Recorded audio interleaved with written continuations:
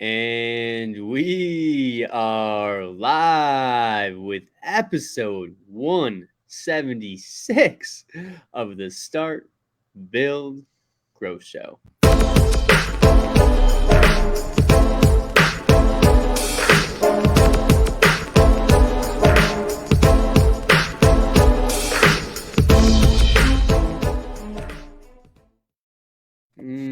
Randy Brothers, my friend, what is going on?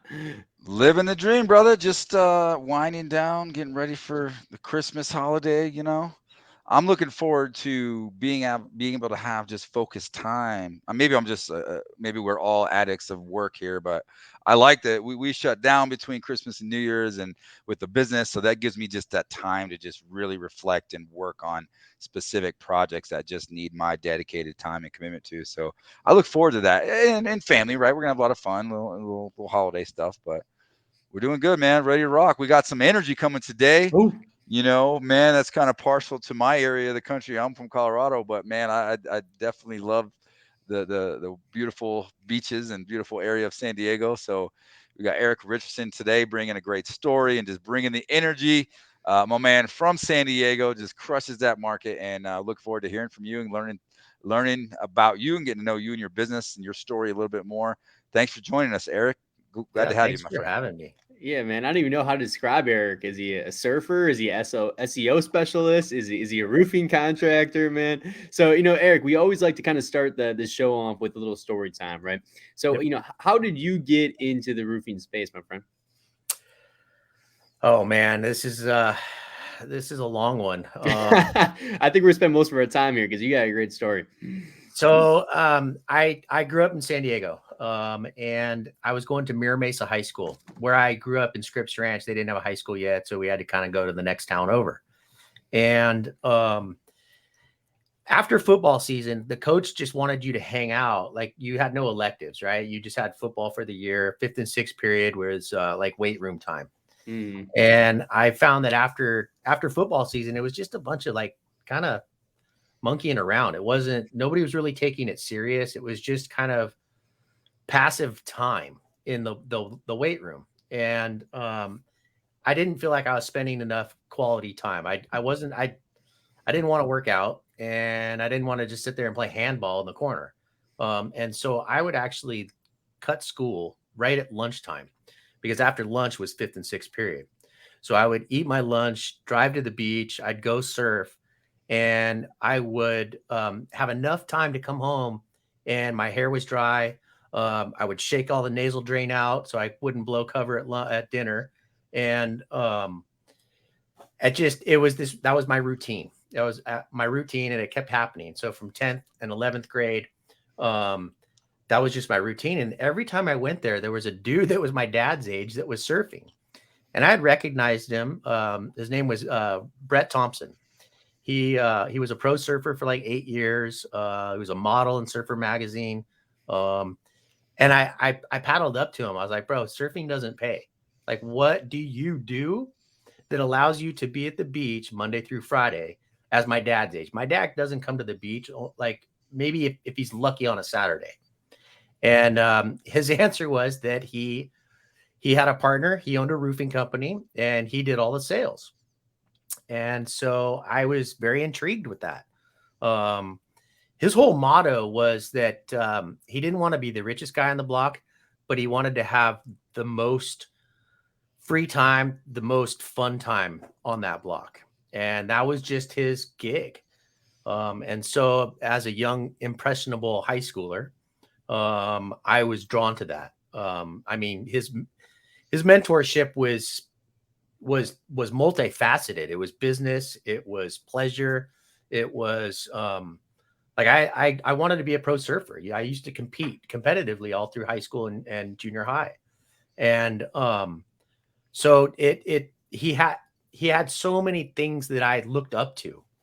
And so I told him one day, I paddled up and I was like, dude, listen, I'm going to come and give you the summers. And once I finish, so this was at the end of 11th grade. So I told him I was going to commit to a summer, give him, me as labor so I can learn roofing. My first job was 3-story apartment complex. It was spudding 110 squares of rock. I think I scooped maybe 7 tear-off bins of gravel away, and then laid down the torch with him. And what he told me in the very beginning was that he did all the sales. And it was kind of funny because like on day 2 or 3, I confronted him and I was like, hey, why are you here with your bags on next to me every day? You told me you did all the sales. And he's like, well, every new person that I bring into roof, he's like, maybe 1 out of 10 actually show up on Tuesday. He goes, I physically break them. And I mean, this guy was like a collegiate wrestler. He was just a really, really, phenomenal shaped dude.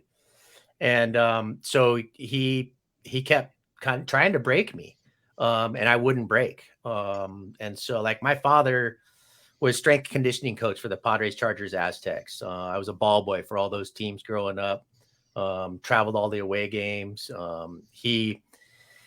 He instilled in me a very, very strong work ethic. He was the Olympic wrestling coach when they went to Russia and Yugoslavia.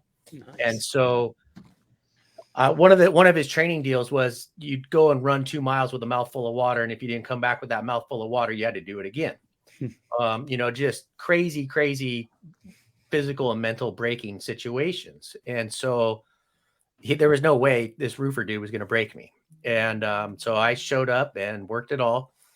He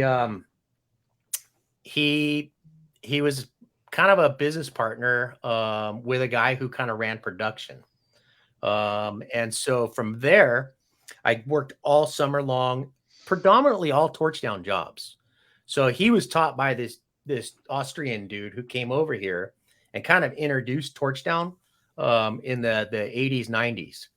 And so when the fires came through Malibu to get a Class A fire rated roof system, we didn't have peel and stick back then.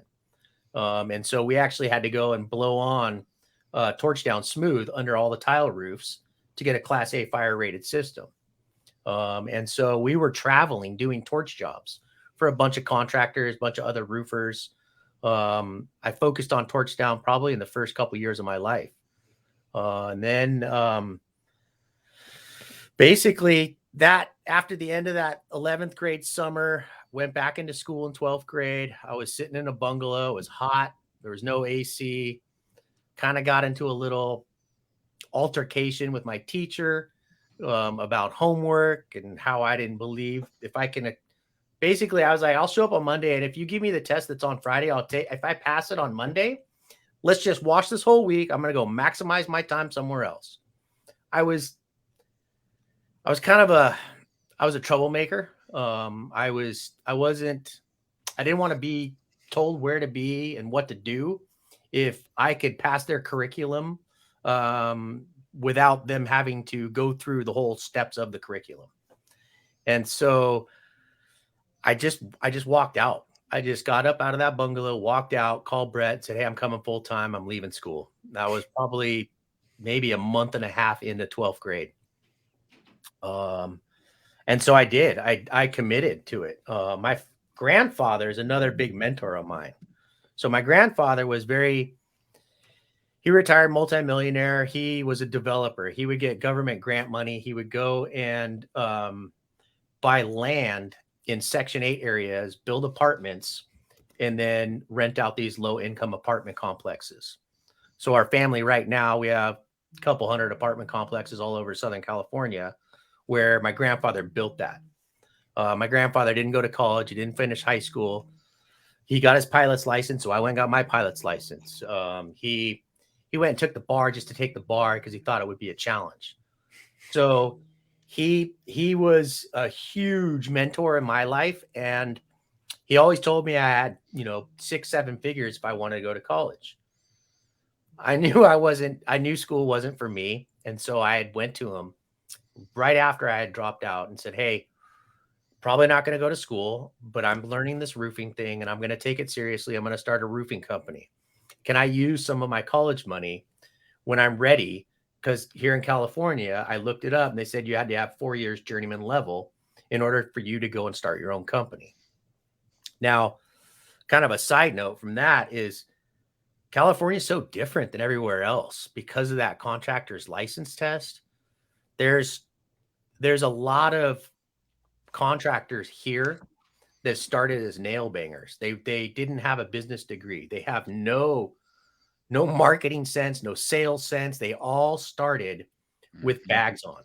Yep. And it's kind of funny because that's what I was. That's what all my roofing buddies are doing. I'm the president right now of the roofing association in town, and that's what all the roofers are. There's like maybe 2 that bought their company and have like a business background. And so my grandpa said no. He's like, no way, dude. I cut you off if you drop out of school, because he wanted what he didn't have. So he really, really, really wanted us to go to school. And I said I wasn't. I want to be just like you. And he didn't really like it, you know. And so I didn't get any access to that money. I am a trust fund kid, but I chose roofing because it was probably, I was labeled as that kind of a kid, you know. And so I kind of entered it to kind of break that mold. You know, who would just choose roofing as a trust fund kid? And so it was probably subconsciously me choosing something that would kind of squash that persona, right? Yeah, that persona of it, you know, label. Mm-hmm. Yeah. I love that. So how long were you a laborer before you started doing your own jobs, or what was kind of the transition from there? Okay, so Brett, crazy. We can spin this story into craziness, dude. So that was my first boss was Brett Thompson, ex-pro surfer. I worked for Brett for probably 3 or 4 years. But it was a really, really small outfit. It was like me and like 3 other dudes that were installers. Worked my way up from just doing torch to kind of doing a little bit of other stuff. And all of a sudden I showed up at Brett's house. What we would do is I would come to his house at the beginning of the day, even though if I started the job, I knew we had a house in Coronado on Monday. I still go to his house on Tuesday. Because we would check the surf. If the surf was good, we'd surf for like an hour or 2, then kind of show up late to work. All of a sudden I showed up one day and there was probably 20 police cars, probably 20 like unmarked vehicles all on his house. And the whole walkway up to his house was covered with cops and like in uniform, not in uniform. And at this point, I was kind of panicking. I didn't know what was. My initial thought was it was business related, tax related, something that had to do with the business. But when I came up, Brett said, "Yeah, there's no work right now. There's probably not going to be a work for a while. I'll call you later and fill you in." Well, what had happened was, now Brett, I still reach out to Brett. I'm trying to find him because he was such an inspiration for where I am right now by choosing roofing. And we got into an altercation because he informed me at that time that the FBI was on him because of the Andrew Cunanan thing. Andrew Cunanan was the flamboyant gay guy from San Diego who ended up killing Versace. He went on that he kind of started America's Most Wanted. Like that whole show kind of really spawned from that case. Wow. Now, what had happened was apparently Brett and Andrew were really good friends.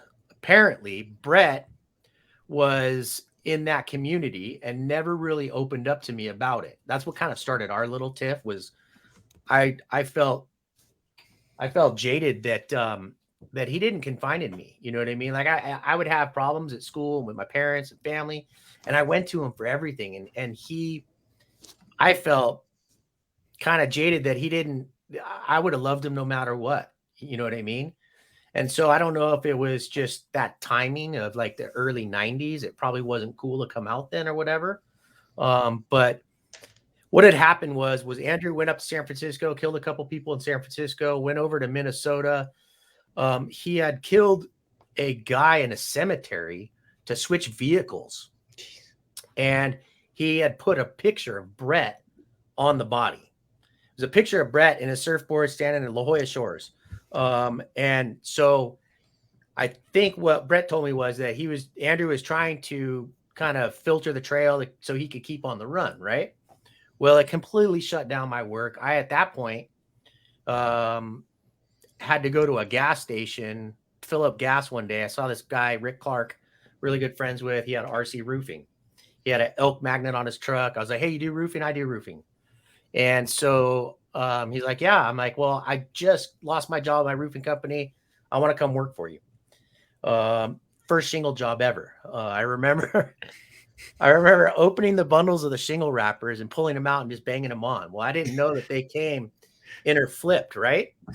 And so about halfway through the job, I'm like, hey, bro, it was on a Nextel. Boop, boop. Hey, you're short like 10 squares of shingles on this job. He goes, that's no way. He comes out. He's like, what did you do? I was like, I mean, I told him, I was like, he goes, do you know shingles? I got a shingle job. I was like, yeah. I knew the package had the directions, right? I was like, how hard can it be? I just read the box, But so he was like, man, I'm really impressed with how clean it is. The customer liked you. We just need to work on it. I need to teach you a couple things, right? So then that went to my second boss. I probably worked for so at that point, I wanted to go and work for a large company, commercial company, residential company, and just so I can see, because I knew I wanted to start my own company. Mm-hmm. And so I bounced around for a couple companies. I want to say from 92 to 02 when I got licensed. So for 10 years, I was banging nails for other guys. Good friend, Troy Parrott. He used to be the manager at ABC down in National City. And he approached me one day and he's like, hey, dude, I'm going to start a roofing company. And I want you to come and shingle for me. And so I just became friends with all the roofers in town. And 10 years into it, I was working for a large commercial outfit, Ulf, who now owns a solar company. And he was doing big schools, big Duralast projects. Duralast didn't even make rolls yet. It was all custom fabricated sheets. And I remember him hiring these two wigglers. And these dudes showed up on week one with one of those city generators on a trailer. And I was like, whoa, dude. He's like, hey, you want to buy this? And we're like, no, man. And I went and talked to Olaf. I was like, hey, man, these guys, they're going to be a liability for you, dude. I'd be really cautious hiring these guys. Well, he needed them. They were single ply guys, right? He hired them. About a month after hiring these guys, we were on a college of the desert out in Palm Springs. And all our Duralast rolls were sitting on the ground and the crane wasn't there to load them. So one of the Wiggler dudes, we called them the Wiggler brothers, he goes over and hot wires the electrician's pettibone, picks up our Duralast rolls, tries loading them onto this tilt-up. The pettibone tips over, the forks go through like the fresh concrete tilt-up walls, totally destroyed the wall, the building, this dude's forklift. And that shut him down. He was the last guy I worked for before I went and got licensed. So I basically just left there. I was like, man, I got this little flyer for Golden State Contractor School. You pay them money, you go sit in the classroom, they teach you the law, they give you the trade books, and you go and take the test. That's pretty cool. That's man. Awesome. Yeah. So this is, it's cool because honestly, man, this is just really cool because we're 170 something episodes into this and we've been all over the place, but the core of what we're trying to do with the show and with the podcast is trying to share the entrepreneurial journey in the roofing space. So I love that we're just like getting back to the roots and just sharing a cool story, but one of the things I want to kind of, elaborate on a little bit is that like, what was innate in you, cause I relate to this and I don't know if other people do or not. Cause I know roofing kind of finds us. Like nobody really chooses roofing and you kind of chose it, but it kind of also found you. Right. But I always knew I wanted to be an entrepreneur. There was just this little bug in me as a little kid. It was like, can I buy something in bulk and then break it up and sell it to other people and make money? Okay, let's do that. So, this entrepreneurial bug, I feel like most of us have some sort of a spirit of entrepreneurship, but can you track and trace back that vision of knowing that I want to have a roofing company, I want to be an entrepreneur, I want to own my business? Like, what stemmed that, or where do you think that came from? I would say, I mean, I had a paper route. I followed trends. So I'm very, very observant to my surroundings and what is trending. It's like my son has that as well. Like, he's in junior high and he's crushing it. He's made over like $3,000 on, forget that clothing app. He goes to thrift stores, buys low and sells high. And so like he just found some $10 Doc Martens, came home, cleaned them up, sold them for $110 on eBay. You know, so that's what I used to do in junior high and elementary school. Was where I grew up was kind of, it was upper middle class kind of area. And for some reason, the kids were probably, I would say probably this is where the light bulb went off for me, was when I really figured out how easy it was to tap into the trends. And so we were tossing quarters, like the old pog game, right? And so one person would throw a quarter down and the other person would throw a quarter. If it matched it, he won. If it didn't, the guy the first quarter, he won. And so we were kind of had these gambling games going in 5th and 6th grade. And I knew every kid had a pocket full of quarters. And the other fad, so I saw what they liked. And they were all eating Top Ramen. They would grab bags of Top Ramen. They would bring them to school raw. They would crunch it up and then pour that sodium packet on it and then just eat it like nachos, like crunchy nachos, right? Yeah. And I whatever. So I knew that every kid liked that. And I knew that they all had money in their pocket. So where I lived was predominantly white. We had to bus in kids from Linda Vista to stay, I guess, open as a school. It had to have so many demographics in it, right? Yeah. And so I became friends with this kid, Lawton, Vietnamese kid. I would get on the buses because I never got to ride a bus. I'd always have to ride my bike or walk to school because it was right down the street. And so I was like, hey, I want to ride the bus. Can I go home on Wednesday every day with Lawton? You pick me up in the afternoon and the evening. And so the first day I go to Lawton's house, he had this little Asian like market bodega right by his house. I'd never seen anything like it. It was like inner city 7-Eleven, and all I had was like 7-Eleven. Like I had your corporate, every 7 layout's the same, right? And I go into this one that's completely non-corporate. And they had Top Ramen that was real Top Ramen. There was like the salt packet, there was a sesame oil packet, and then there was like this chili spice packet. And so I would go with an empty backpack in my backpack, and I would fill up my backpack with Top Ramen bags. And then I would come back on Thursday and then sell those through Sunday, go back on Wednesday, replenish, come back, sell them. So at that point, I was raising massive money and I was just stocking it in my room. My parents had no idea. My neighbor at that point, now I think I was 13 and a half going into 14. And my neighbor was selling his Volkswagen Squareback. He had this rad lowered Squareback. It was all tricked out, surf racks on it. And so I told him, I was like, hey, bro, I want to buy your Squareback. And he looked at me like, you're like 13. What do you mean? I was like, well, I got enough money. I have actually more than enough money. So what I'm going to do is I'm going to buy your Squareback. You're going to keep it registered and insured in your name. I'm going to overpay you for this car. And so in my backyard, I had a canyon. I'd go through my backyard, jump the fence, canyon would go out.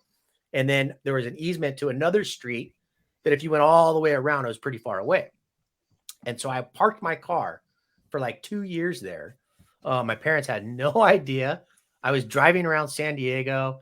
We were like, it was probably the coolest time of my life. And I knew based off of how I followed the trends of Top Ramen, I saw what they liked. I knew where to go and how to market it, that I knew that I was going to be, I wasn't going to fit the mold of working for someone else. And I knew that from a very early age. You were unemployable. Yeah. You learn the basic laws of supply and demand at an early age, right? Yeah. That's interesting.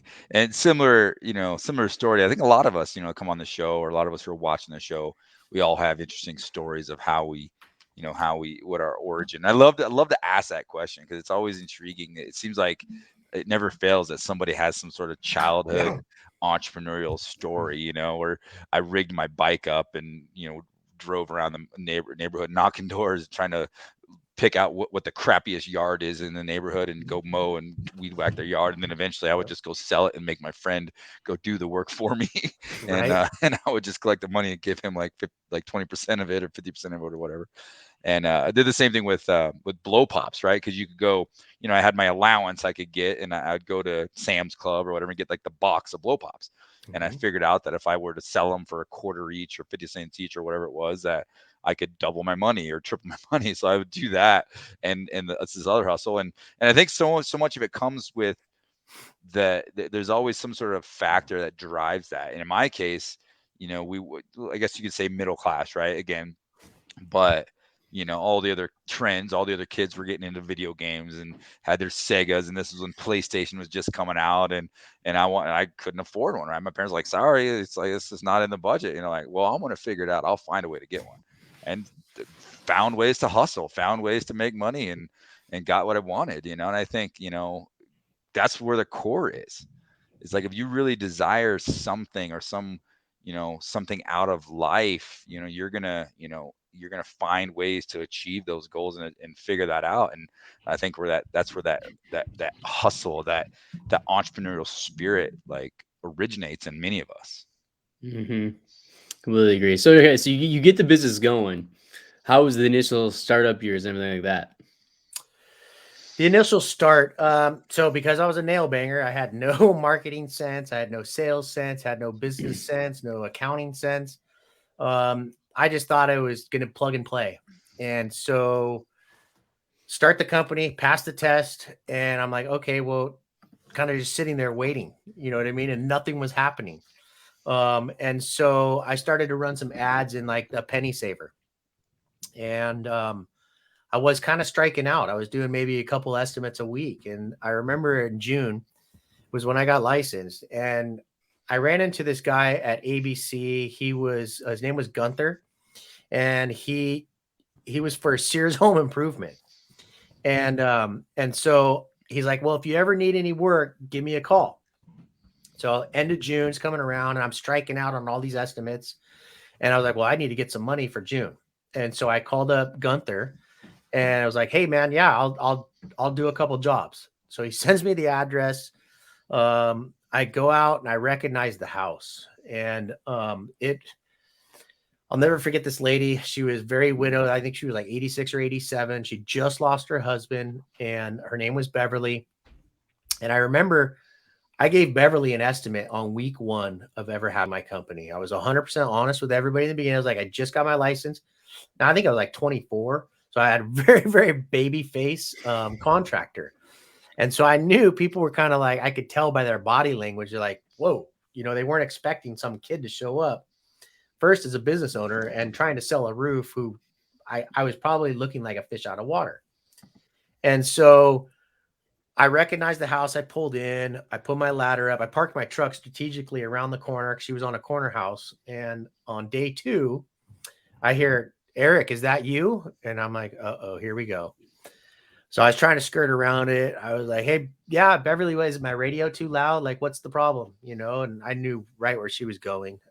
She said, can you come down here? We need to have a talk. So I come down the ladder, I stand in the driveway, and she laid into me. I felt so bad. I could feel it wasn't that I felt bad for myself. I felt her pain. I felt her position that she got put in. And she told me, she goes, my husband, right before he died, he told me to always go with Sears and Roebuck. They were a large company. They stand behind their work. They're not going out of business. And she goes, Eric, I liked you the best. I got 5 estimates and I liked you the best. I just didn't trust that I was going to be your first job, basically. And so She goes inside and I can hear her on the phone. Now, which she didn't, there was no cordless phones back then. So she's like attached to the wall, right? And I hear her laying into the Sears guy. And she's like, I don't understand it. I liked him the best. You guys were $7,000 higher than he was. And he's still the one out here installing the same shingles that everybody gets. And I'm just sitting here and my heart's just like wrenching. You know what I mean? I'm like, dude. So I basically finished that job. I called my Gunther rep and I was like, listen, don't call me again. He goes, lose my phone number. My sole mission now is to create my business to put you out of business so that doesn't happen to anybody else. Like I did not want anybody to have to experience a middleman to get the same products and services. And that's kind of what lit my fire right then and there. Wow. So the burning question, did you get to finish the job? I did. I had to finish the job. It was very awkward. It was only like 23 squares of shingles. I was in and out of there 3 days. One of my requisites was I like to do all the roof myself. I didn't want to help her, and I didn't want anybody else sharing squares with me. I wanted the quality assurance to be if there was ever a problem. I didn't want to be like this. There's a problem on my roof. I'm going to accept it. And I'm going to go and deal with it. And yeah, I finished that job, and I called Gunther and I said, no more. My sole mission is to put you out of business. Before Beverly passed away, she was probably, without knowing it, she was my best salesperson. So I used her as a direct phone line for customers to get referral from her and talk to her about her experience. Wow. Yeah. That's a tool that, so it's so powerful even to this day. Is sometimes your biggest challenges or what could be your worst customers could end up being your best referral source, your best sources based on how you take ownership and how you handle that interaction. So that's awesome. Great lesson there. Yeah, it's kind of funny because like I'm still in business 20 years later, and Sears now is no longer in business. Well, if you pull it up, that's literally what I was about to say. John Dye just said that Sears is essentially out of business now. Yeah. So you accomplish your mission, man. On a nationwide level, it's all you. Yeah. So I wanted to ask you too, actually, was, you mentioned in the beginning, you didn't have any sales, marketing, accounting, really business background in general. What tips do you have for roofers out there who were in the same boat? Maybe they were laborers and really didn't have that business background. Surround yourself with people who are above your level to help elevate you. From everything, from where you choose to live.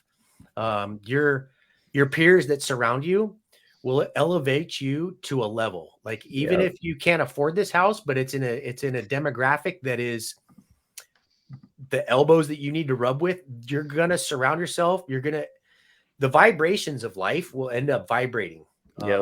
And my grandma told me that a long time ago, was to always live above your needs, surround yourself with people who are always above you. And I mean, I spent so much of my time not believing in that and kind of saying, I want to do it all by myself. That it's just too hard. You can do it like I did, the super long route, but I would say surround yourself with people that have done it, that have failed, number one, because failure usually leads to success.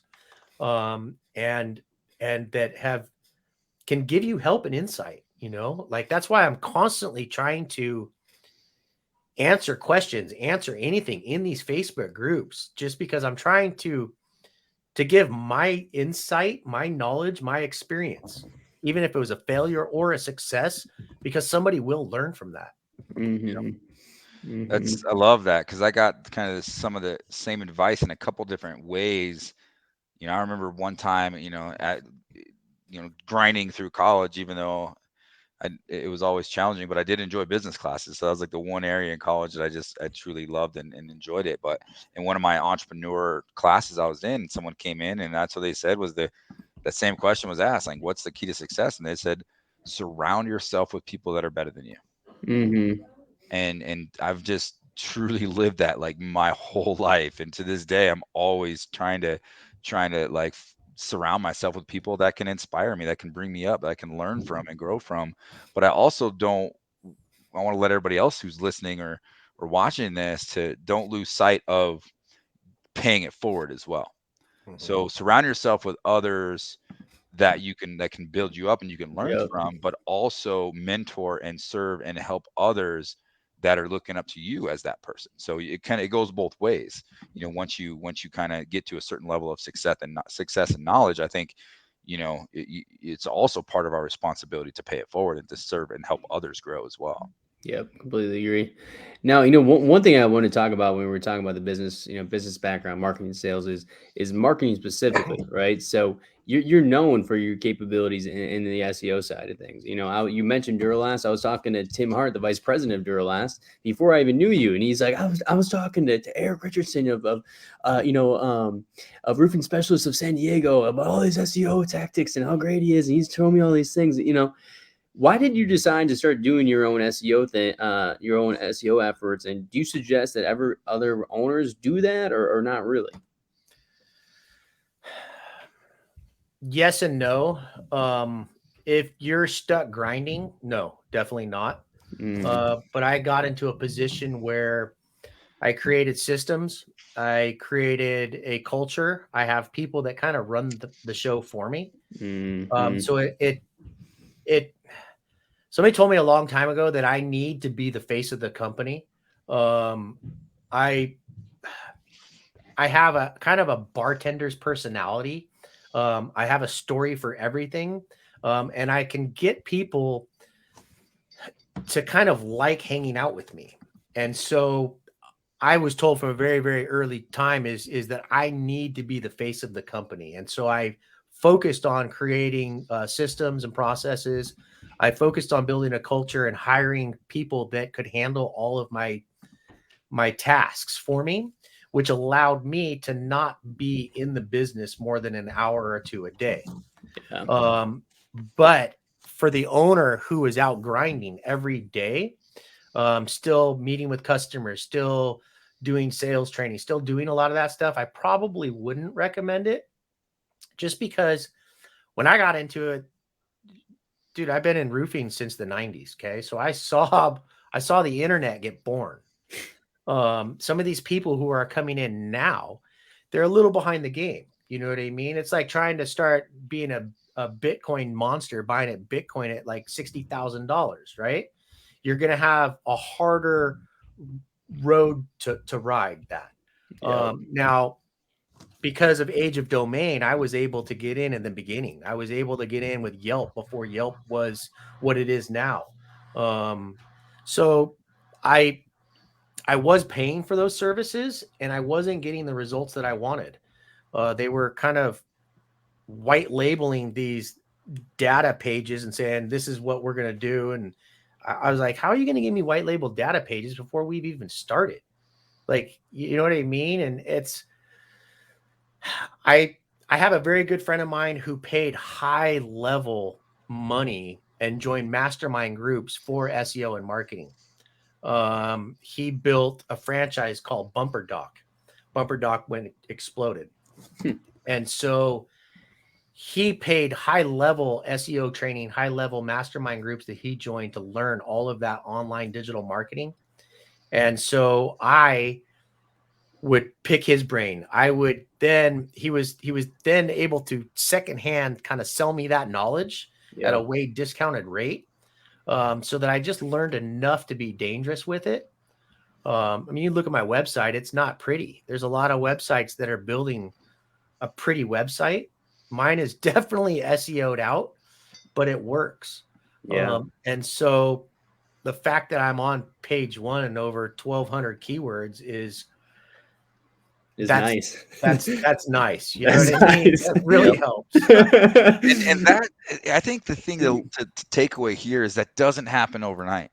No. Yeah, right? no way. We're 10 years in and we're on the page 1 of 1,000 keywords too, but it's 10 years of work And our Exactly. SEO, you know, people are awesome. I mean, they work hard and tirelessly. They're always keeping up with the trends and keeping up with what's changing and always making the adjustments to do that. And I think, you know, a lot of us want this to press like the easy button and have the phone explode. But we got to have a multifaceted marketing approach and understand that we got to be playing the long game and the short game at the same time, in order to get that long-standing results and build up, you know, that sustainable brand that we're trying to build. Yeah, commit to a marketing plan, right? It's not going to happen overnight, and there's no magic bullet. No. Mm-mm. It's like with the new solar company.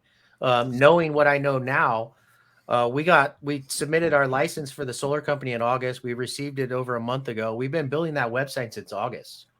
I've been slowly building the crap out of that page right now, where I'm focusing on having over 300 pages on that site.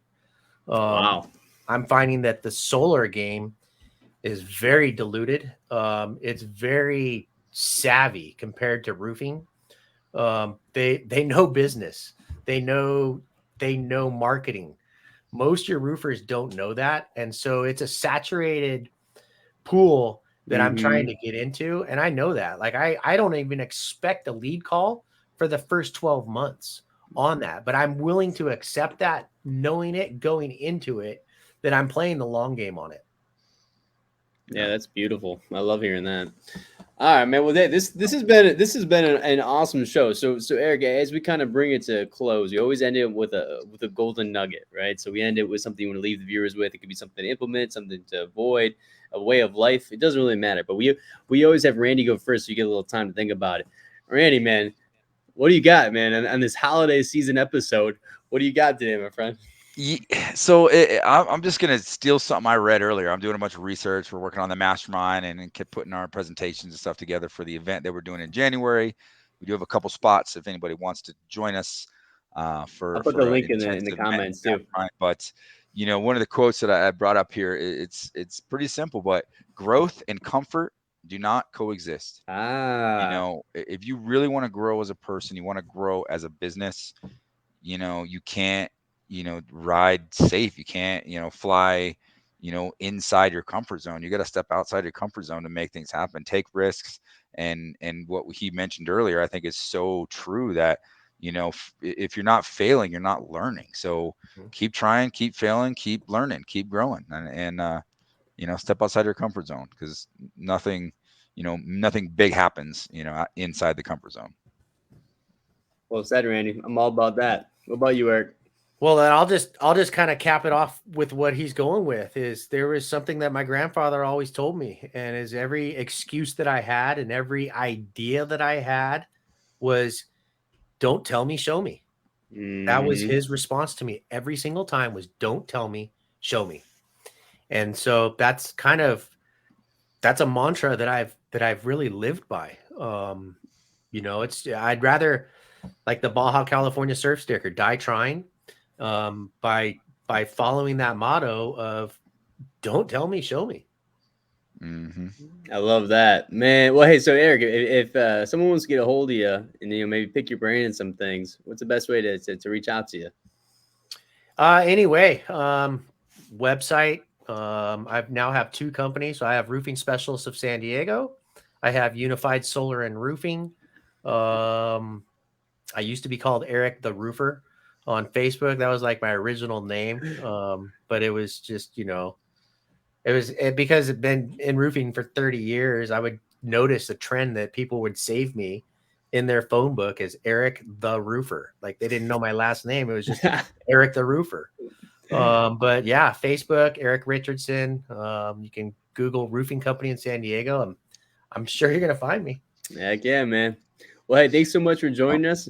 Go ahead, Randy, get something to say? Oh, nothing. Thanks for joining us. I just want to make sure to give a quick shout out to our sponsors. You know, without them, it wouldn't, the show wouldn't be possible. The production, the marketing, the things that we do, the Roofing Academy, C3 Group, Hail Trace, Sumo Quote, Job Nimbus, and Suma Media.